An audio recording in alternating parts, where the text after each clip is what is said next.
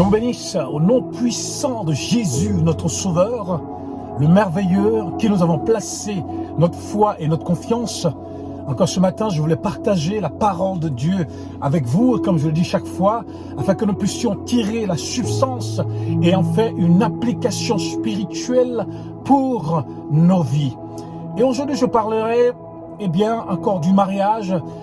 Voyez-vous, moi, ça fait 35 ans cette année que, je fête l'anniversaire de mon mariage. J'ai plus de la cinquantaine. Si je vous parle du mariage, c'est parce que j'ai expérimenté vraiment le mariage dans ma vie, comment le Christ m'a sauvé, comment il m'a changé, comment il m'a transformé. L'Emmanuel d'avant, il est mort. C'est un nouveau Emmanuel qui vous parle aujourd'hui. Et l'Esprit de Dieu habite en moi et je parle sous l'onction du Saint-Esprit afin de vous aider dans votre couple, dans votre mariage. Et nous ne sommes pas ici pour raconter n'importe quoi. Tout ce que nous disons est appuyé sur la parole de Dieu. Alléluia. Dieu vous bénisse au nom puissant de Jésus, notre Sauveur. Aujourd'hui, c'est pourquoi le mariage est un message prophétique pour nous et même pour l'humanité. Pourquoi le mariage est un message prophétique pour l'Église. Voyez-vous, Dieu a créé le monde, la Genèse, a créé la terre, les cieux et la terre, a créé les animaux. Dieu va créer l'homme à son image. Les hommes, Dieu aurait pu les laisser dans la nature, ils auraient pu se multiplier comme des animaux dans la nature et puis former des groupes et chacun se multiplie comme il peut et ils allaient se multiplier comme ça et remplir la terre. Mais Dieu, comme il est le Dieu d'amour et qu'il a créé l'homme à son image, Dieu va instituer le mariage. Et le mariage, c'est une alliance, préfigure l'alliance de Dieu et les hommes. Le mariage, c'est l'alliance entre un homme et une femme, une alliance d'amour, une alliance pour vivre ensemble, une alliance pour rassembler ensemble, une alliance pour l'unité. Et cela aussi préfigure l'amour de Christ, l'amour de Jésus-Christ. Quel est le but du mariage? Le but du mariage, c'est de fonder une famille. C'est de fonder un foyer dans lequel, on va rester stable, dans lequel on va s'aimer, dans lequel on va, n'est-ce pas, vivre ensemble. Chacun va apporter de son côté pour pouvoir vivre ensemble. Un foyer dans lequel on va, éduquer. Les enfants vont arriver et on va éduquer les enfants pour que l'œuvre de Dieu se perpétue, pour que l'œuvre de Dieu avance. Sans le mariage, tout ce que nous avons vu dans la Bible n'existera pas parce que les hommes risquent de disparaître de la terre. Parce que lorsqu'il y a le mariage, il y a les enfants. Et lorsqu'il y a les enfants, l'œuvre de Dieu continue. L'œuvre de Dieu continue sur la terre. Et je disais que le mariage est un message prophétique. Un message prophétique pour nous. Lorsqu'on prend Adam et Ève sont la préfiguration du couple. La préfiguration du couple que nous sommes aujourd'hui. L'homme et la femme. La préfiguration de l'amour de Dieu envers sa créature. La préfiguration de l'amour de Christ envers l'Église. Adam est une préfiguration. L'homme et la femme. L'amour d'Adam et de Ève est une préfiguration de l'amour qui doit se passer dans le couple, de l'alliance qui doit se passer dans le couple. C'est un signe de l'amour de Dieu. Un signe de l'amour de Dieu. Le mariage, c'est un signe de l'amour de Dieu.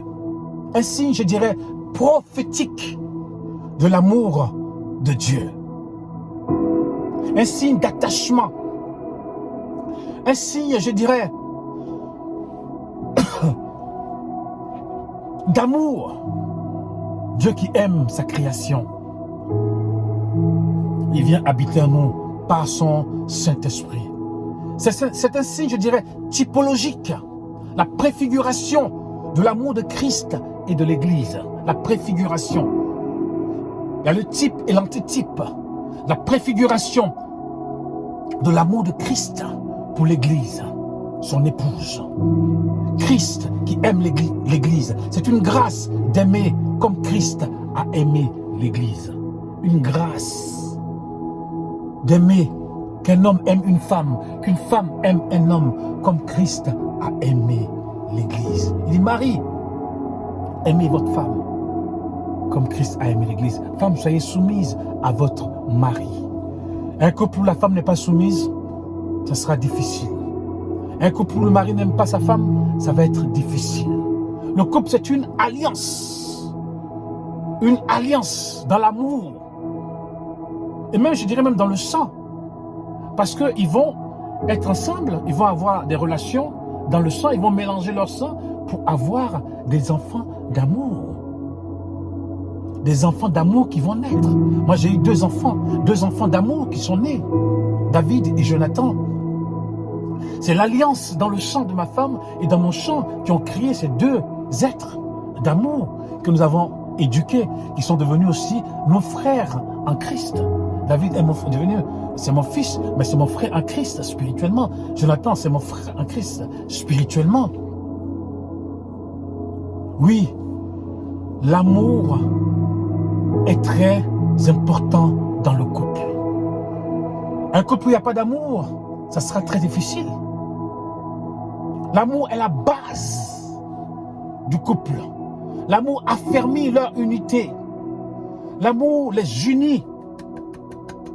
C'est l'amour qui fait la solidité. C'est vrai que Dieu est avec nous, mais s'il n'y a pas d'amour, on ne peut pas aller loin avec. On ne peut pas aller loin avec.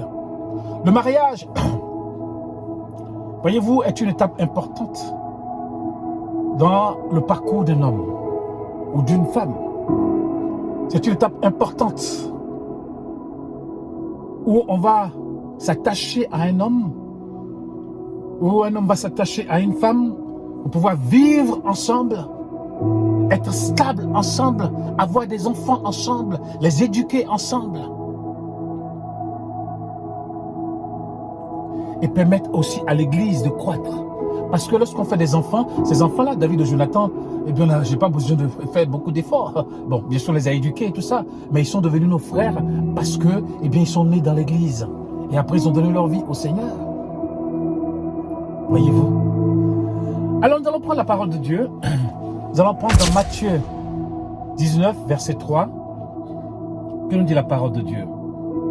Il est ici question, le divorce et le célibat. Les pharisiens vont venir poser la question au Seigneur Jésus. Vous savez, l'homme, il a le cœur dur. Les hommes, ils ont le sang chaud. Savez-vous que dans la parole de Dieu, eh bien, les Juifs beaucoup de Juifs étaient des polygames. Beaucoup de patriarches étaient des polygames. Donc les Juifs étaient prêts. Enfin, je dis les Hébreux, je dirais les Hébreux, parce que le mot juif, ça a été créé ici en Europe. Les Hébreux ou les Israélites étaient prêts à divorcer facilement. Donc ils ont voulu piéger Jésus en venant lui poser la question. Alors Hébreux 19, il a dit ici, les pharisiens abordèrent et dirent pour l'éprouver, est-il permis à un homme de répudier sa femme pour un motif quelconque? Est-il permis à un homme de répudier, de divorcer avec sa femme pour un motif quelconque? Est-ce que je peux divorcer avec ma femme pour un motif quelconque, un motif? Il est dit ici.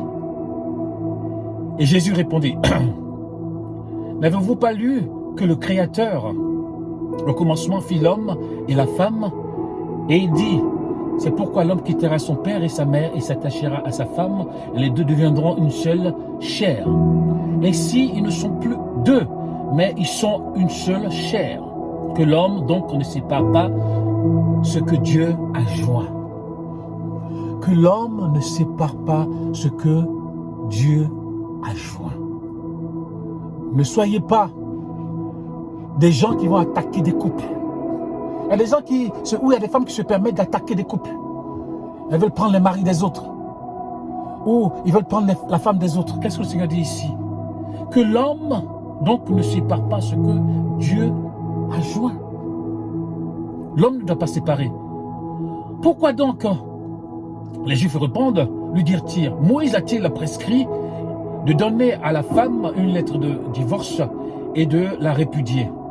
Jésus leur répondit, il leur répondit, c'est à cause de la dureté de votre cœur que Moïse vous a permis de répudier vos femmes. Seigneur va dire, c'est à cause de la dureté de vos cœurs que Moïse vous a permis de répudier vos femmes, parce qu'au commencement, ce n'était pas ainsi. Parce que vous êtes toujours prêt à divorcer avec votre femme. Vous êtes toujours prêt à aller épouser une deuxième femme. Vous êtes toujours prêt à aller épouser une troisième femme. C'est à cause de la dureté de vos cœurs que Moïse vous a permis de répudier vos femmes. Parce qu'au commencement, ce n'était pas ainsi. Au commencement, c'était une alliance sacrée. Une alliance sacrée qui préfigure l'amour de Christ et l'Église, qui préfigure l'amour de Dieu avec les hommes. C'est à cause de la dureté de votre cœur que Moïse vous a prescrit de répudier vos femmes. Au commencement, il n'en était pas ainsi, dit le Seigneur. Il va dire ici, mais je vous dis que celui qui répudie sa femme souffre pour infidélité. C'est vrai que si une femme est infidèle, pour un homme, ça sera difficile de lui pardonner. C'est vrai qu'on peut pardonner, mais vivre encore avec cette femme, il sera très difficile à un homme de vivre avec une femme qui a été infidèle. Et on verra toujours qu'une femme qui a été infidèle, même si l'on pardonne, elle sera infidèle encore. Ça se répète. Les statistiques nous disent que la femme, elle retourne avec l'homme avec qui elle a commis l'infidélité. Parce qu'une femme, lorsqu'elle devient infidèle, c'est qu'elle est partie depuis longtemps. C'est qu'elle a mis son cœur. Un homme, des fois, il peut partir avec une femme, mais il ne met pas son cœur parce que lui, c'est physique. Mais la femme, quand elle va avec un homme, c'est parce qu'elle a pu mettre son cœur. Elle a mis ses sentiments. Elle a mis son amour. C'est-à-dire qu'elle n'a plus d'amour pour son mari. Elle a maintenant de l'amour pour l'homme avec qui elle est partie. Voyez-vous? Voilà pourquoi le Seigneur dit ici, sauf pour infidélité, et qui en épouse une autre commet l'adultère. Alors les disciples eux-mêmes n'avaient pas compris, parce que les disciples pensaient encore comme les pharisiens. Alors, il a dit ici, ces disciples dirent, si telle est la condition de l'homme à l'égard de la femme, il n'est pas avantageux de se marier. Parce que les disciples eux-mêmes, ils pensaient qu'on pouvait aussi, s'il y a un problème par rapport à la loi de Moïse, répudier sa femme, lui donner une lettre et puis on la répudie. On la répudie facilement. Les disciples n'avaient pas... Beaucoup de choses que les disciples n'avaient pas compris. Parce que certains disciples étaient mariés. Ils pensaient qu'on pouvait répudier automatiquement sa femme pour rien du tout, pour des choses, je ne sais pas quoi, pour un motif quelconque. On pouvait répudier sa femme et aller en épouser un autre. Ou si la femme commence à vieillir, on peut la répudier pour aller en épouser un autre. Ou si la femme commet une erreur, on peut la répudier pour aller en prendre une autre. Le Seigneur dit ici, il leur répondit, tous ne comprennent pas ces paroles, mais seulement ceux à qui cela a été donné. Au verset 12, car il y a des eunuques qui le sont devenus, alors, et ici, car il y a des eunuques qui le sont dès le ventre de leur mère. Au verset 12, il y en a qui le sont devenus par les hommes. Et il y en a qui se sont rendus eunuques, eux-mêmes eunuques à cause du royaume des cieux, que celui qui peut comprendre, comprenne. Il dit que certains sont devenus eunuques, c'est-à-dire que son côté mal, là où, ils sont devenus eunuques, c'est-à-dire qu'ils n'ont pas d'attirance vers une femme, ils se sont devenus eunuques eux-mêmes, par le ventre de leur mère. C'est-à-dire que quand ils sont nés, tout ce qui est sexuel, ça ne les intéresse pas. Certains sont devenus eunuques par les hommes, c'est-à-dire qu'on enlève le parti intime. Voyez-vous? Donc, ce qui est attirance, ça ne les intéresse plus. Mais certains sont devenus eux-mêmes eunuques, se sont rendus eux-mêmes eunuques à cause du royaume de Dieu. Et nous qui sommes en Jésus-Christ, il dit que celui qui veut comprendre, que celui qui peut comprendre, comprenne. Nous sommes devenus aussi des eunuques dans nos pensées. C'est vrai que nous sommes mariés, nous avons une femme. Mais nous sommes castrés nous-mêmes. Physiquement, nous sommes castrés nous-mêmes. Pour rester attachés à notre femme. Pour rester attachés à notre épouse. Certains se sont rendus eunuques eux-mêmes. À cause du royaume de Dieu.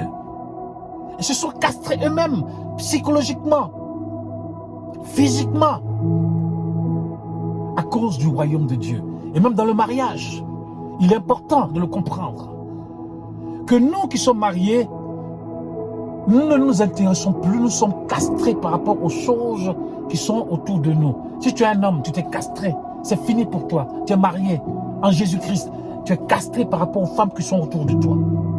Si tu es une femme, tu t'es castré toi-même par rapport aux hommes qui sont autour de toi. Il n'y a que ton mari qui compte. Ou homme, il n'y a que ta femme qui compte. Nous sommes devenus eunuques à cause du royaume de Dieu. Mais il y a certains qui sont devenus vraiment des vrais eunuques, comme Paul, comme certains serviteurs. C'est-à-dire qu'eux, ils ne se sont pas occupés, ils ne se sont pas mariés, ils n'ont pas eu d'enfants, ils ne se sont pas occupés de tout ça à cause du royaume de Dieu. Mais nous qui sommes mariés, nous nous sommes castrés nous-mêmes, psychologiquement. C'est-à-dire qu'on ne s'intéresse plus à tout ce qui se passe autour de nous. Il n'y a que notre femme qui nous intéresse, qu'on veut. Voyez-vous? C'est aussi une façon de vivre, une façon de se comporter. Et le mariage, les évangéliques disent que le mariage est une bénédiction. Oui, c'est une bénédiction. Les catholiques disent que c'est un sacrement. Mais les évangéliques disent que c'est une bénédiction et certains tellement, ils sont dans la légèreté, ils peuvent divorcer, se remarier, divorcer, se remarier. Mais moi, ça fait 50 ans que je suis sur la terre. Quand je fréquente les catholiques, les familles catholiques, ils sont structurés. C'est des familles qui sont mariées depuis longtemps. Les enfants sont bien éduqués. Et quand tu arrives chez les protestants, deux fois, le chaos total. Les divorces à tire-larigot. Et c'est pas possible. Le mariage est sacré, comme la Sainte Seine, comme le baptême. Le mariage est quelque chose de sacré. Comme la Sainte Seine. Comme le baptême. Le mariage est une préfiguration de l'amour de Dieu. Le mariage est une préfiguration de l'amour de Christ pour l'Église. C'est quelque chose de sacré. Et beaucoup de chrétiens, quelquefois, ne comprennent pas cela. Quand on se marie devant Dieu, devant les anges et devant les hommes. C'est sacré. C'est une alliance que nous faisons. Une unité en Christ. Et les gens, des fois, ils s'amusent avec le mariage. Jésus a commencé son ministère dans un mariage où il a transformé l'eau en vin. Jésus était à un mariage. Et le Seigneur aime le mariage. Le Seigneur était content de voir les mariés. Il avait été invité. Dieu lui-même avait été invité à un mariage. Et Dieu a institué le mariage. Dieu a mis des règles dans le mariage. Mais aujourd'hui, les gens se comportent comme les animaux. Ils veulent prendre la femme de l'autre. Elle veut prendre le mari de l'autre. Les gens, ils vivent n'importe comment. Non. Dieu a institué le mariage. Le mariage est divin. Le mariage est divin. L'homme quittera son père et sa mère, il s'attachera à sa femme. Christ a quitté son ciel de gloire et est venu s'attacher à l'église. Le mariage est divin. L'homme quittera son père et sa mère et s'attachera à sa femme. Ce sera une alliance entre lui et sa femme. Afin de permettre que l'œuvre de Dieu avance, afin de permettre la croissance de l'église, afin de permettre que l'œuvre de Dieu se perpétue de génération en génération. Dieu est bon, Dieu est merveilleux. Oui, le mariage est quelque chose d'important. On ne joue pas avec. Moi, ça fait 30 ans cette année. 30 ans. Je ne dis pas que ça a été... Là, ça a été seulement que du... Il y a eu des moments difficiles, il y a eu des bons moments, mais on continue dans le mariage. Parce que pour moi, le mariage, c'est très important. Très important. Parce que quand je serai devant le Seigneur va me dire, Emmanuel est ta femme. Je dis, Seigneur, j'ai tout fait pour que tout se passe bien. Seigneur, regarde, je suis resté fidèle jusqu'à la fin de mes jours, Seigneur. Seigneur va dire, tes enfants, Seigneur, j'ai tout fait pour qu'ils se donnent à toi. Seigneur, voilà. J'ai fait ce que je pouvais, Seigneur, pour que mes enfants se donnent à toi, pour qu'ils marchent avec toi, pour que leurs enfants, eux aussi, se donnent à toi. Le mariage est sacré. Le mariage est un signe, est un message prophétique pour nous, pour l'Église. Le mariage, je dis la famille, est la cellule de base de l'Église. Une église où il y a des familles, c'est une église qui ira loin. Une église où il y a des familles solides, où il y a des enfants, c'est une église qui ira loin et loin. Le mariage, c'est pas un jeu. Les gens se marient aujourd'hui, ils se disent, bon, si ça ne marche pas, je vais me remarier. Ou quand elle commence à vieillir, eh bien, je vais me remarier, ou ceci, cela. Mais le mariage, c'est pas ça. Le mariage, c'est quelque chose de très, très profond. On ne se marie pas simplement pour avoir des relations sexuelles. Non, c'est pas ça. Le mariage, c'est encore plus profond que ça. Le mariage, c'est de vivre ensemble, créer quelque chose ensemble, quelque chose de solide, servir Dieu ensemble, faire l'œuvre de Dieu ensemble. Dieu est bon et Dieu est merveilleux. Il n'a pas changé. Il n'a pas changé. Il est le même hier, aujourd'hui et éternellement. Vous voulez vous marier, ne vous amusez pas avec le mariage. Restez ferme. Vous êtes encore célibataire. Vous voulez vous marier, priez le Seigneur va vous donner une fille pour vous ou un homme pour vous. Mais pendant ce temps, eh bien, gardez-vous pur dans le Seigneur. Gardez-vous pur dans le Seigneur. Aujourd'hui, on voit beaucoup de jeunes qui veulent se marier. Mais il est important de vous garder pur, afin que Dieu vous bénisse. Afin que Dieu vous bénisse. Vous allez vous fiancer. Et après, vous allez vous marier. Le Seigneur va être avec vous. Le Seigneur va vous accompagner. Saint-Esprit va vous accompagner. Nous sommes devenus le temple du Saint-Esprit. Dieu est venu habiter en nous. C'est aussi une préfiguration du mariage. Dieu est venu habiter en nous par son Saint-Esprit. C'est une alliance. C'est une unité.